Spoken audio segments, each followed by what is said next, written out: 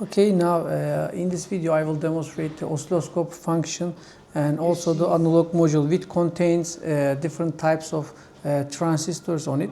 So first we need to connect our board to the main module, and after that it detected automatically, and I will demonstrate the LDR circuit. So by pressing the circuit select button, I will switch to LDR circuit, and on the right side here I have the animation. So they are not connected to each other, so you can animate the circuitry here, and then you can take some measurements from here. So for example, when you close the circuit, you can see the electron flow, and from here, for example, you can edit a new scope, and then you can check the voltages and everything. You can add another one as well here.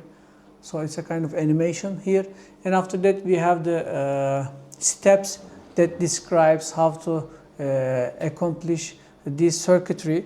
Now let's check that. So I will connect 12 volt to the circuitry here, okay, and after that I will check measurements from the point number 6 with the oscilloscope. I will connect it to the negative port and also positive side to the other end here. So right now, as you see, the light LED illuminates here, and the oscilloscope reads 0 volt right now. We are connected to the channel 1. So let me turn off the channel 2 here. Okay, I'm checking only the channel 1.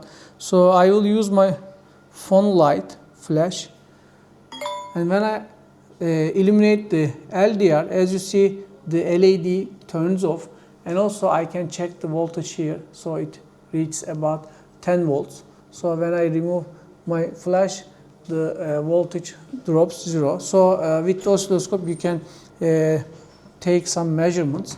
So let's switch to the NTC circuitry here. So I will select circuitry delta, and then remove from here, and then I will connect positive 12 volt to the circuitry, and after that I will measure things here. Yellow go to ground and red goes to 0.5.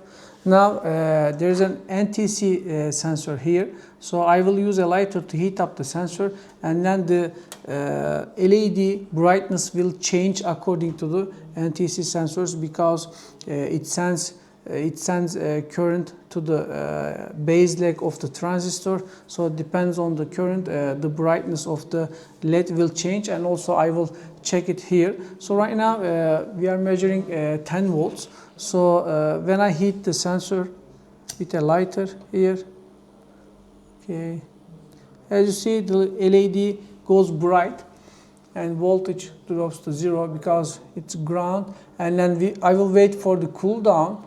So when the sensor cools down, sends less amperage to the base leg of the transistor, and also I can see the increase in the potential difference between these 2 points. So let me heat it up again. Okay, I heat it up. The LED brightness increase, the voltage difference goes to 0, and then when the sensor cools, I can check the voltage increase over here. Okay, let's wait. As you see, it's increasing right now.